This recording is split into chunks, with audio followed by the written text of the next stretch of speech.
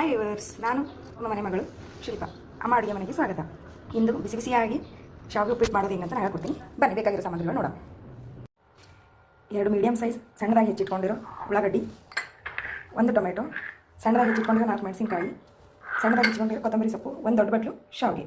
ಇವಾಗ ಸ್ಟವ್ ಮೇಲೆ ಬಾಣಲೆ ಬಿಸಿ ಮಾಡೋಕ್ಕಿಟ್ಟು ಈ 1 ಬಟ್ಲು ಶಾವಿಗೆನ ಹಾಕ್ಕೊಂಡು ಸ್ವಲ್ಪ ಬಿಸಿ ಆಗೋವರೆಗೂ ಸ್ವಲ್ಪ ಬಿಸಿ ಹುರ್ಕೋಬೇಕು.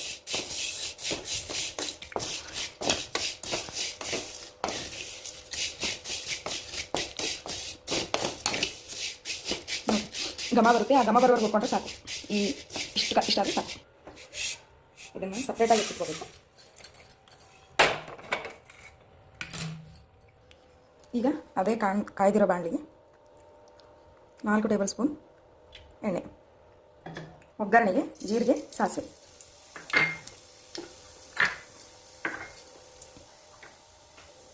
ಹಸಿಮೆಣಸಿನಕಾಯಿ,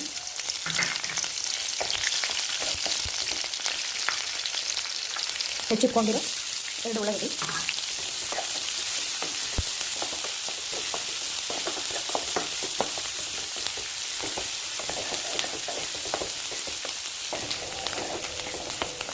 ಉಳ್ಳಾಗಡ್ಡಿ ಸ್ವಲ್ಪ ಬಂದ ಮೇಲೆ ಹೆಚ್ಚಿಟ್ಕೊಂಡಿದ್ರೆ ಅದನ್ನು ಟೊಮೆಟೊ,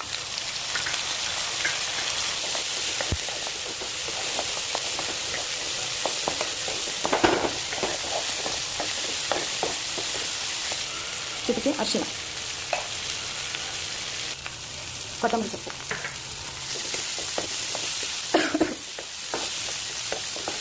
ಉಳ್ಳಾಗಡ್ಡಿ ಬಂದಿದೆ. ಇವಾಗ ಇದಕ್ಕೆ 1 ಬಟ್ಲು ಶಾವಿಗೆಗೆ 2 ಬಟ್ಲು ನೀರು, ರುಚಿಗೆ ತಕ್ಕಷ್ಟು ಉಪ್ಪು. ಅದು ನಿಮ್ಮ ಇಷ್ಟದ ಮೇಲೆ ಹಾಕ್ಕೊಡ್ರಿ. ಒಬ್ಬರು ತುಂಬ ಕಡಿಮೆ ತಿಂತಾರ. ಇದೀಗ ಬಿಸಿ ಆಗಬೇಕು, ನೀರು ಮಾಡಬೇಕು.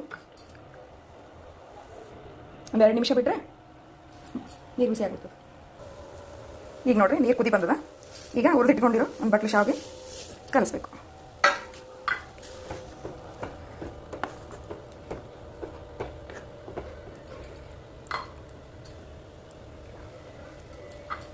ಒಂದು 2 ನಿಮಿಷ ಕುದ್ದು ಆಮೇಲೆ ಸ್ಟವ್ ಲೋ ಫ್ಲೇಮ್ ಮಾಡಬೇಕು.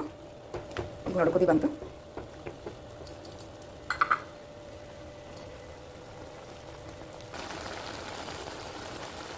ಈಗ ಲೋ ಫ್ಲೇಮಲ್ಲಿಟ್ಟು 2 ನಿಮಿಷ ಆಯಿತು ನೋಡಮ್ಮ.